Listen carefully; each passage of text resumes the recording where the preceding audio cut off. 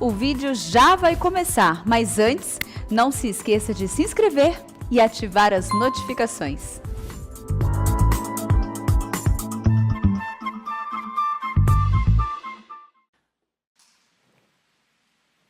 Irmãos queridos, nós vamos abrir a palavra de Deus em Atos dos Apóstolos, capítulo 1, verso 8. Atos dos Apóstolos, capítulo 1, verso 8. Hoje eu não vou pregar um sermão expositivo, como via de regra gosto de fazer. Hoje quero tratar de um tema, de um assunto. E então esse texto vai servir de pontapé inicial, mas nós vamos buscar informação na Bíblia sobre este tema. E o versículo que vamos ler diz assim: mas recebereis poder ao descer sobre vós o Espírito Santo, e sereis minhas testemunhas, tanto em Jerusalém como em toda a Judeia e Samaria, e até os confins da terra. Irmãos, eu gostaria de tratar do seguinte tema hoje: a igreja precisa do Espírito Santo. E esta é uma verdade tão básica e ao mesmo tempo tão essencial, que não haveria sequer um crente, um salvo, uma igreja sequer, sem a obra do Espírito Santo. O Pai que planejou, o Filho que executou, mas quem aplica a redenção é o Espírito Santo. Sem o Espírito Santo, não tem regeneração. Então, a necessidade do Espírito Santo é vital, absoluta. E eu queria entrar um pouquinho na questão histórica, antes de mergulhar em passagens bíblicas. E o primeiro ponto que eu quero destacar é a necessidade de se estudar sobre o Espírito Santo. E notem vocês comigo que desde os primórdios, a pessoa e a obra do Espírito Santo não receberam a devida ênfase. Vocês sabem que nos 5 primeiros séculos do cristianismo, a doutrina que foi tratada com mais vagar foi a cristologia. Concílio de Nicéia, Concílio de Constantinopla, Concílio de Calcedônia, trataram da divindade, da humanidade de Cristo. Mas, quando o credo apostólico foi escrito, que é um dos documentos mais importantes da história da igreja, está escrito assim: creio em Deus Pai, Todo-Poderoso, Criador do céu e da terra. A afirmação da existência de Deus e da obra de Deus. O credo prossegue: creio em Jesus Cristo, seu único Filho, nosso Senhor, qual foi concebido por obra do Espírito Santo, nasceu da Virgem Maria, padeceu sob o poder de Pôncio Pilatos, foi crucificado, morto, sepultado, desceu ao Hades, ressurgiu dos mortos ao 3º dia, subiu ao céu, está assentado à mão direita de Deus Pai Todo-Poderoso, de onde há de vir para julgar os vivos e os mortos. Há uma declaração na pessoa e da obra da segunda pessoa da Trindade. Quando o credo vai falar sobre a terceira pessoa da Trindade, o Espírito Santo, está escrito assim: creio no Espírito Santo.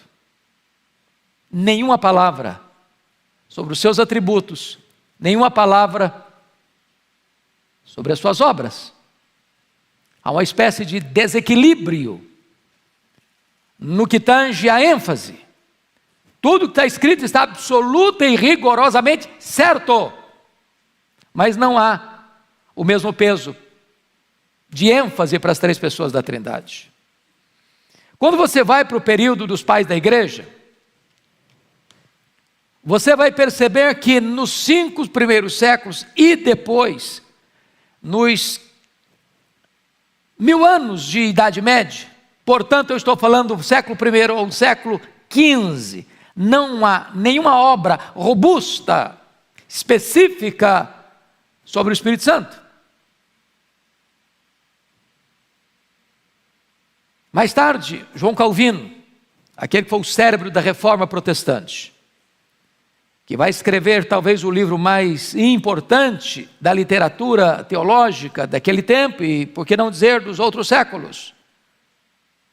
As Institutas da Religião Cristã, escreve em 4 volumes ou em 4 livros as Institutas. Por quê? Porque ele baseou no Credo Apostólico para fazer uma exposição no Credo Apostólico. Primeiro livro, crê em Deus Pai. Segundo livro, crê em Deus Filho. Terceiro livro, creio em Deus e Espírito Santo. Quarto livro, creio na igreja. Então, no terceiro livro das Institutas, Calvino trabalha a pessoa e a obra do Espírito Santo, trazendo uma visão orgânica da pessoa e da obra do Espírito Santo, e por isso ele foi chamado de o teólogo do Espírito Santo. Só mais tarde, no século XVIII, que muito provavelmente o mais intelectual e puritano da Inglaterra, John Owen, vai escrever o primeiro grande clássico na história da igreja sobre a pessoa e a obra do Espírito Santo. É só no século XX que o político e teólogo holandês Abraham Kuyper vai escrever a segunda grande obra sobre o Espírito Santo. E ele disse o seguinte: se os ministros não derem crédito à obra do Espírito Santo, darão pedra em vez de pão às suas ovelhas. John Stott, considerado o maior exegeta do século passado, escreveu um livreto que, se você não leu, precisa ler: O Cristianismo Equilibrado.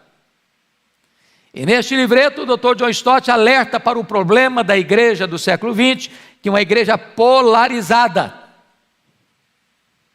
Alguns só falam no Espírito Santo, outros negligenciam a obra do Espírito Santo.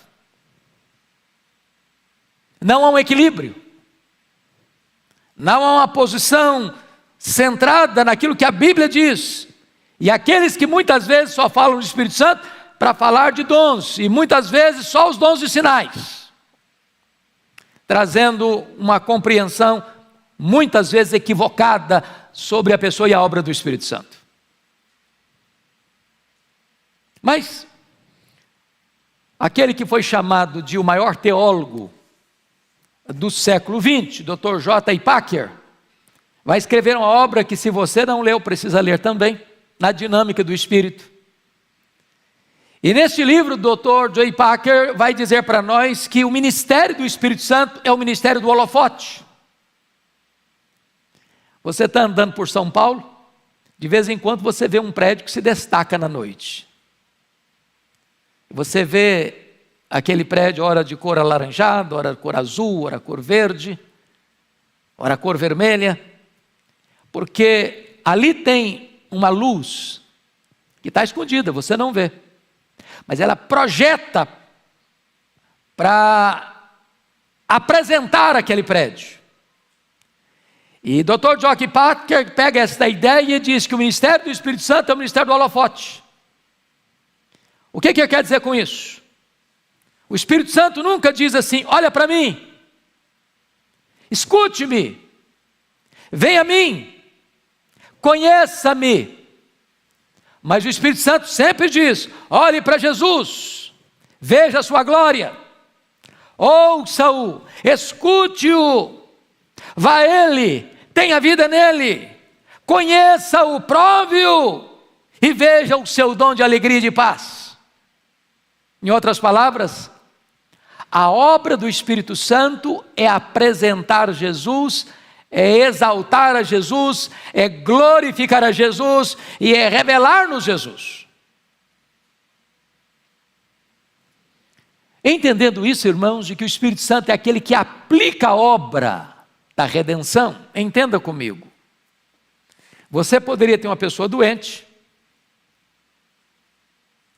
e essa pessoa doente entra numa farmácia, e aquela farmácia tem todos os medicamentos eficazes para sua cura, e ele morrer dentro de uma farmácia. Se não usar a medicação adequada e eficaz, ou seja, eu posso saber tudo sobre Deus, eu posso ter todas as informações necessárias, precisas, sobre a obra de Cristo, mas se o Espírito Santo não aplicar esta obra em mim, eu pereço nos meus pecados. Eu preciso do Espírito Santo. A igreja precisa do Espírito Santo. Bom, dito isto, termino esta fala primeira dizendo que o Dr. Francis Chan escreveu um livro recentemente com o seguinte título: O Espírito Santo, o Deus esquecido. O Deus esquecido. Então nós precisamos urgentemente compreender que a igreja precisa do Espírito Santo. Segundo ponto que eu quero destacar ainda dentro da história é a necessidade de se reenfatizar a autoridade do Espírito Santo na vida da igreja. E eu quero então olhar algumas coisas com vocês. No século XVII, numa espécie de reação a uma ortodoxia ossificada, morta, sem viço, surge na Alemanha um movimento conhecido como os Quakers. E esse movimento dava uma super ênfase à experiência, como que largando de mão a ortodoxia e super enfatizando a piedade. Mas preste atenção nisso. Ortodoxia sem piedade gera racionalismo estéril. Piedade sem ortodoxia gera misticismo histérico. Os Quakers começaram a dar mais ênfase ao que eles chamaram da luz interior. E então começaram a dizer: não, eu não preciso da Bíblia, eu não preciso de uma revelação objetiva, eu preciso ter uma luz interior, eu preciso ter uma experiência. E essa ideia, meus irmãos, atravessou os séculos. Quantas pessoas que ainda hoje acham que ele foi abençoado se ele teve um arrepio na igreja, se deu um calafrio na espinha. Ele está em busca do sensório, do experimental.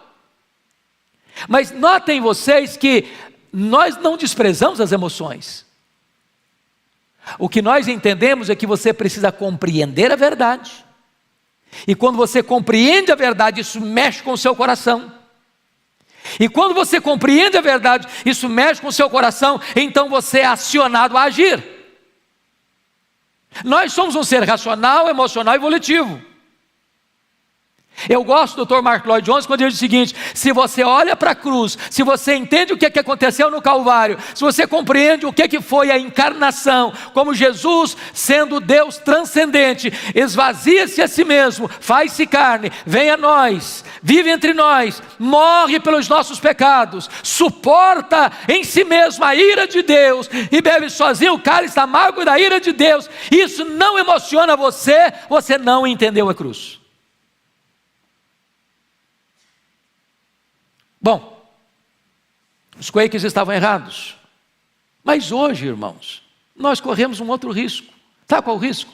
O risco de negligenciar a autoridade do Espírito Santo na vida da igreja. Deixa eu dar um detalhe simples.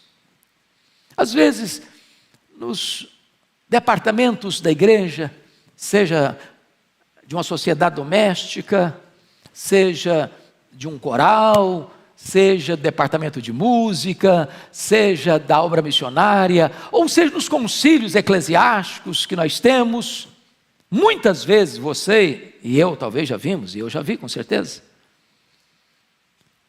os votos serem disputados, voto a voto, anteriormente, se computadorizar todos. E aí chega no momento da escolha, da votação, agora vamos orar, pedir que Deus ilumine. Bom, já decidiram na véspera. Quando você vai para o livro de Atos e eles se reúnem num concílio, a conclusão que tomaram está lá em Atos 15, 28, pois pareceu bem ao Espírito Santo e a nós tomarmos essa decisão. Vocês já ouviram o pastor Arival dizer algumas vezes no púlpito desta igreja que nós queremos obedecer ao Espírito Santo. Nós queremos ser governados, dirigidos pelo Espírito Santo. Nós queremos tomar as nossas decisões debaixo da orientação do Espírito Santo. A igreja precisa do Espírito Santo. Mas quais foram as razões dessa negligência? Nos meados do século XIX, vocês todos sabem que aconteceram vários reavivamentos espirituais, como aconteceu na Inglaterra, no país de Gales, na Escócia, na Irlanda, nos Estados Unidos. Naquele momento as pessoas eram muito sensíveis à obra do Espírito Santo. Como é, sempre que acontece um avivamento, a igreja está sensível ao Espírito Santo de Deus. Mas depois, a igreja foi perdendo esse fervor, foi perdendo essa sensibilidade. E algumas pessoas tentaram recuperar essa autoridade do Espírito Santo, pensando naquilo que foi chamado de culto solene. A ênfase nesse chamado culto solene, entre aspas, era a capacidade intelectual do pastor, mais importante até do que sua consagração e o enchimento do Espírito Santo. E todos nós valorizamos a capacidade intelectual, todos nós valorizamos o estudo, mas ele não é suficiente.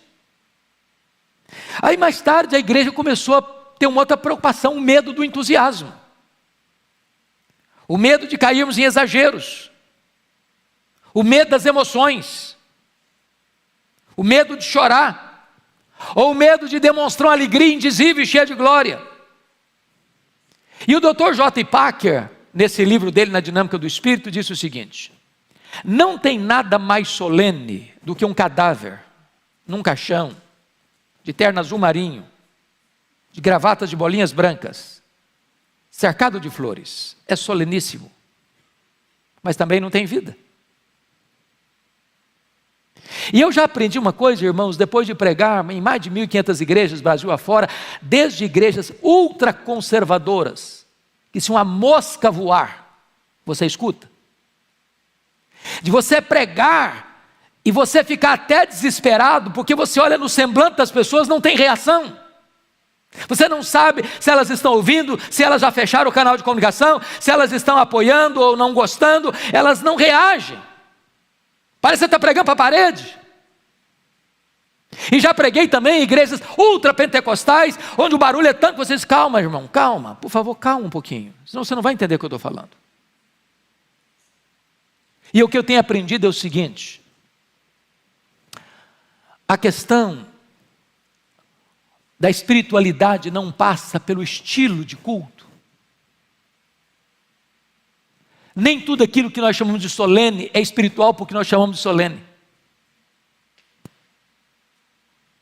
O que nós precisamos desesperadamente é dizer: meu Deus, nós queremos estar abertos à obra do Teu Espírito. Queremos ouvir o Teu Espírito. Queremos ser guiados pelo Teu Espírito. Nós não podemos ter medo do Espírito Santo.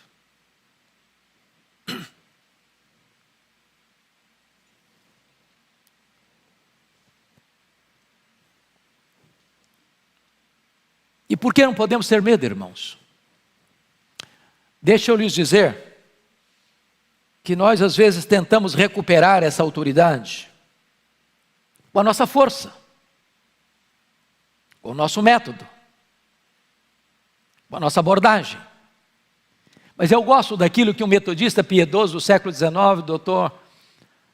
E.M. Bounds, vai dizer: nós estamos à procura de melhores métodos e Deus está à procura de melhores homens. Deus unge método, Deus unge homens. E eu vou lhes dar 2 exemplos. Vocês se lembram de Elias? Quando Deus usou para ressuscitar o filho da viúva de Sarepta. O que aquela mulher disse para ele? Quando ele trazia o menino vivo: agora eu sei que tu és homem de Deus e que a palavra do Senhor na tua boca é verdade. Ou seja, nem todos que proferem a palavra de Deus são boca de Deus. Você chega e escuta um sermão, não acontece nada. Aí chega outro e prega o mesmo sermão e os corações se derretem. Por quê? É porque um é boca de Deus, o outro não é.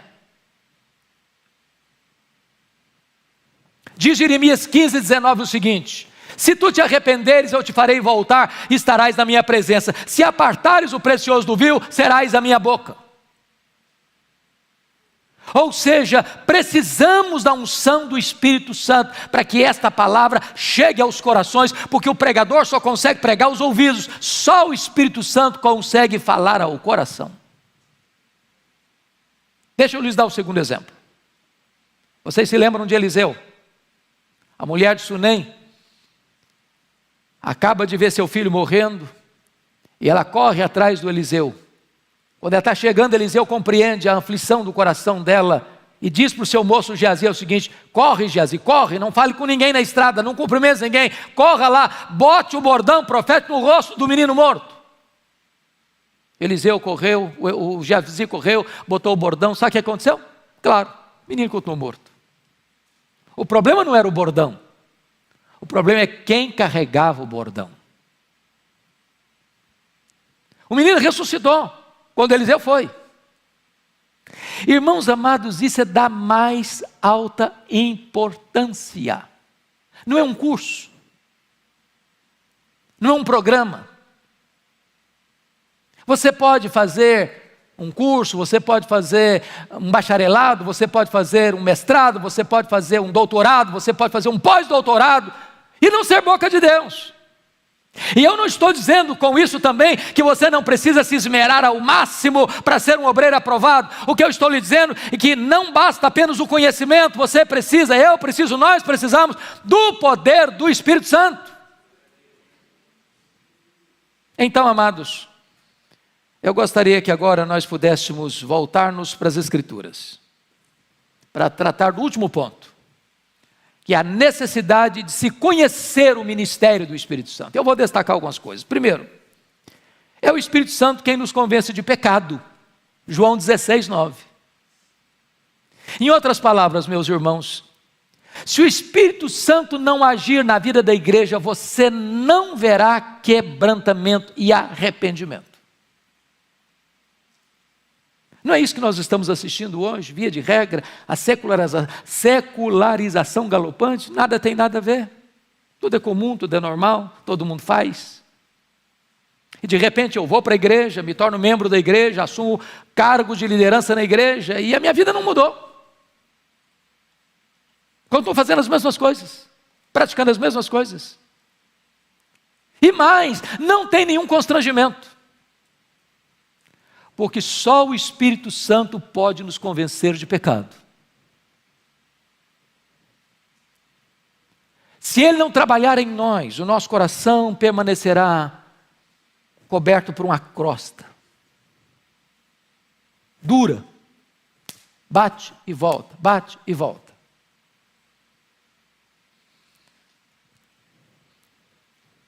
Às vezes nós não temos essa percepção.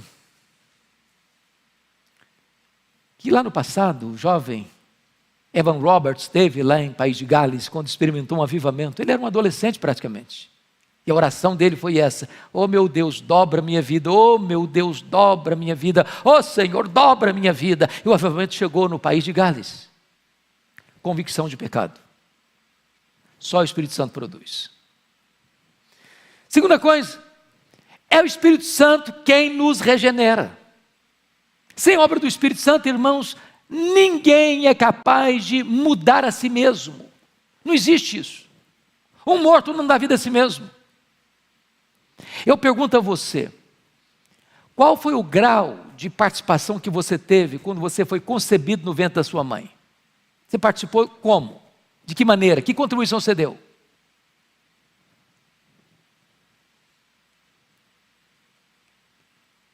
Você sabe que regeneração é diferente de conversão. Regeneração é algo que acontece lá no seu íntimo, sem qualquer consciência sua ou sem qualquer participação sua. A conversão é externa. A conversão tem dois elementos: arrependimento e fé. Agora, o arrependimento e a fé também são dádivas de Deus.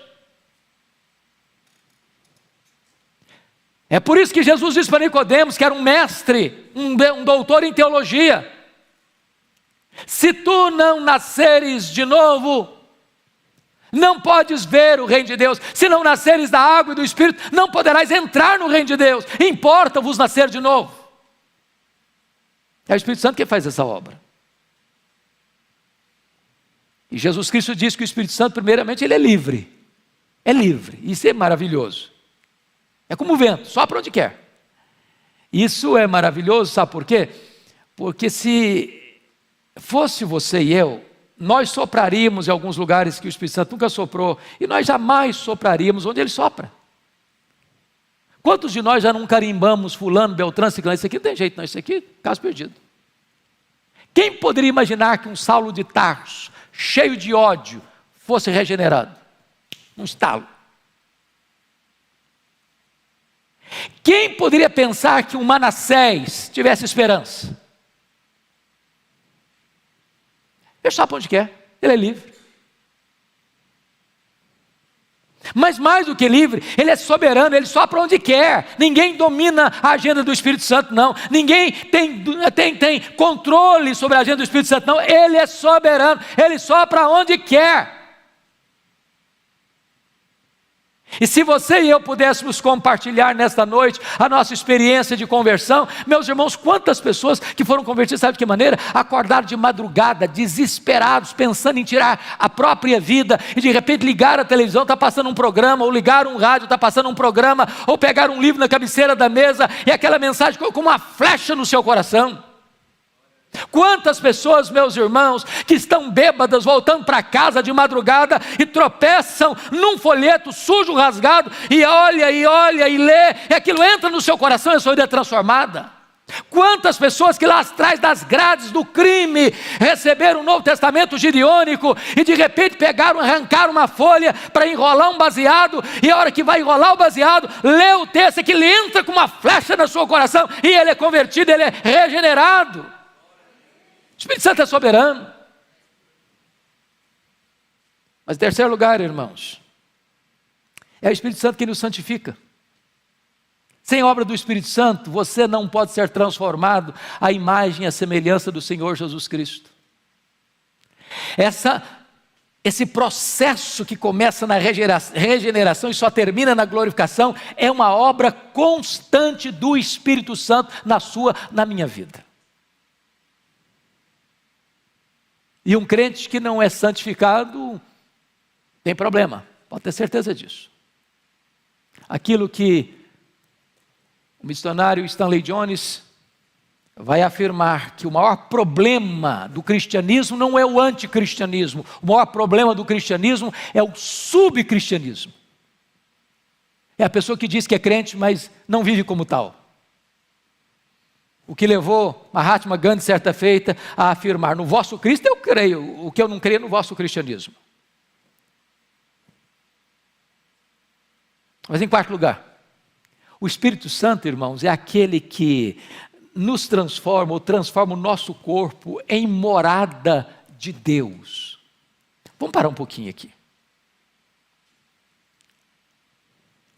Quando você entra nesse santuário, se você é uma pessoa que tem bom senso, e eu sei que todos vocês têm, você tem um comportamento razoável, compatível com esse ambiente, não tem? Brincadeiras que você talvez faça até com certa liberdade lá fora, aqui dentro você não faz. Palavras que você não mede tanto lá fora, aqui você não fala. Por que não fala? Por quê? Porque você considera esse ambiente o quê? Casa de Deus. Mas a Bíblia diz que Deus não habita em casas feitas por mãos. É por isso que as Escrituras vão nos informar a partir de Êxodo 25:8, e me farão um santuário para que eu possa habitar no meio deles. E quando Deus orienta a Moisés para fazer esse tabernáculo, a primeira coisa que Deus mandou fazer é fazer de madeira de acácia. Por que madeira de acácia? Madeira de acácia, nenhum marceneiro gostaria de trabalhar com ela. Ela é uma madeira do deserto. Ela é dura, ela é cheia de nós, ela é toda retorcida. Mas por que Deus escolheu madeira de acácia? Porque é um símbolo da nossa natureza, dura, pecaminosa, torta. Primeira coisa que Deus mandou Moisés fazer, tem que cortar a árvore. Se não seccionar a raiz e não matar a árvore, não dá para ser morada de Deus. Ou você morre para o pecado, ou você não é morada de Deus. Deus depois mandou Moisés fazer tábuas todas iguais, sabe por quê? Na igreja não tem desse negócio de gente mais importante ou gente menos importante, todos nós somos nivelados no mesmo patamar, somos servos. Depois Deus falou para Moisés, agora você vai fazer um engaste, estas tábuas não podem ficar só juntas não, elas têm que estar engatadas, aliançadas uns com os outros, você e eu somos um. Depois Deus diz, estas tábuas vão ficar em pé, não é deitada não, é de pé, é em posição de ação. E depois Deus diz o seguinte, você não vai botar essas tábuas nas areias do deserto não, porque o deserto é símbolo do mundo, você vai botar uma base de prata, sabe por quê? Porque prata fala de redenção, entre você e o mundo está a cruz de Cristo. E depois Deus disse para Moisés, agora você pega essas tábuas e cobre todas elas de ouro, de tal maneira que quando você olhava para o tabernáculo, você não via acácia, você via ouro. Sabe o que significa isso? Significa que você foi justificado pela fé, você está coberto com a justiça de Cristo. Quando Deus olha para você hoje, Ele não vê o seu pecado, Ele vê toda a justiça de Cristo vestindo e cobrindo você. E agora, você vai perceber que esse tabernáculo era um símbolo da igreja. E dentro desse tabernáculo, tinha um altar de bronze, tinha a bacia de lavagem, depois você entrava no santo lugar e você tinha o altar de incenso, você tinha lá a mesa com os pães da proposição, você tinha lá o candelabro e tudo isso aponta para Cristo.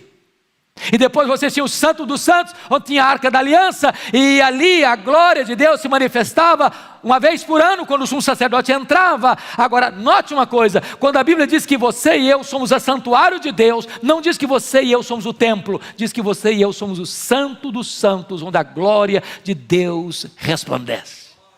Nós somos o santuário, e é o Espírito Santo que nos prepara para isso. Mas, amados irmãos, é o Espírito Santo que nos dá vida abundante. Jesus Cristo disse o seguinte, quem crê em mim, como diz a Escritura, do seu interior fluirão rios de água viva. E ele disse isso fazendo referência ao Espírito Santo. É vida abundante, é a suprema grandeza do poder de Deus, o mesmo poder que ressuscitou Jesus. É isso que o Espírito Santo tem para você e para mim. E agora Jesus está dizendo para os seus discípulos, recebereis poder ao descer sobre vós o Espírito Santo, e sereis minhas testemunhas, tanto em Jerusalém, como em toda a Judeia e Samaria, e até os confins da terra. Então eu quero concluir, meus amados, para dizer o seguinte, o Espírito Santo é aquele que nos dá poder para fazer a obra de Deus. Você tentar fazer a obra de Deus com os seus próprios recursos é a mesma coisa de você tentar cortar uma árvore com o cabo do machado. Não vai conseguir. Não vai conseguir. Jesus disse para os seus discípulos, permanecei na cidade, até que do alto sejais revestidos de poder. Esta é a ordem. Antes de enviar a igreja ao mundo, Jesus enviou o Espírito Santo à igreja, e esta ordem não pode ser alterada. O próprio Jesus, sendo um homem perfeito, não abriu mão desse poder. Ele foi revestido com o poder do seu batismo. Ele, cheio do Espírito Santo, vai para o deserto, saindo do sorriso do Pai para a carranca do diabo. Cheio do Espírito Santo, com a palavra na mão, ele derrota o diabo. Mas diz a Bíblia que ele volta cheio do Espírito Santo para Nazaré, pega o rolo do livro de Isaías e diz, o Espírito do Senhor Deus está sobre mim, pelo que me ungiu, para pregar, para curar, para libertar. E ele no poder do Espírito Santo andou por toda parte, libertando os oprimidos do diabo, porque os cegos viram, os surdos ouviram, os mudos falaram, os coxos andaram, os mortos ressuscitaram. Ele fez o seu ministério no poder do Espírito Santo. O apóstolo Paulo, quando está falando da pregação, ele diz, a minha pregação não consistiu apenas de sabedoria humana, mas de demonstração do Espírito e de poder. A igreja precisa de poder. Porque sem poder não tem pregação, sem poder não tem evangelho, sem poder não tem reino de Deus. Sabe por quê? Porque o evangelho é o poder de Deus, o reino de Deus é o poder de Deus, o evangelho que abraçamos é o poder de Deus, o Espírito Santo que está em nós veio para trazer poder para nós. A igreja precisa de poder, a igreja precisa do Espírito Santo. Irmãos amados, eu quero concluir dizendo o seguinte: você olha para a Bíblia e você olha para a história, e a conclusão que você chega é esta: a igreja não pode caminhar vitoriosamente sem o Espírito Santo. Você e eu não podemos viver vitoriosamente sem o Espírito Santo. Então que nesta noite você e eu roguemos a Deus que venha sobre nós com o poder do seu Espírito. O projeto de Deus para você e para mim é que sejamos cheios do Espírito Santo de Deus. Você quer isso? Você aguarda isso? Você deseja isso para a sua vida? Vamos ficar em pé então e vamos orar.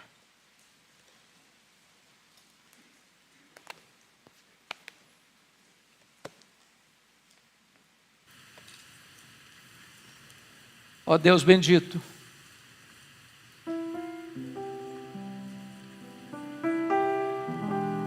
a maior necessidade da nossa vida hoje não é de saúde, não é de prosperidade, não é de coisas materiais, não é de sucesso na carreira profissional. A maior necessidade nossa hoje, Deus, é do revestimento do Teu Espírito. Sopra sobre nós o Teu Espírito. Remove as cinzas, Senhor. Acende as brasas. Inflama o nosso coração nesta noite com o poder do Teu Espírito. Já ouvimos tantas vezes de como Tu fizeste maravilhas no passado, como Tu derramaste do Teu Espírito, como irmãos e irmãs foram cheias do Teu Espírito, como igrejas foram visitadas pelo poder do Teu Espírito, como nações foram impactadas pelo poder do Teu Espírito. Oh meu Deus, faz de novo, faz entre nós, faz em nós, sopra sobre nós o Teu Espírito. E levanta a Tua igreja na força do Teu poder, e reveste a Tua igreja da Tua unção, ó Deus, para que vivamos uma vida vitoriosa em Cristo Jesus, para que Jesus seja visto em nós e proclamado por nós, para que este mundo possa crer que Tu enviaste o Teu Filho para a nossa salvação. Bendito é o Teu nome, em nome de Jesus. Amém. Amém.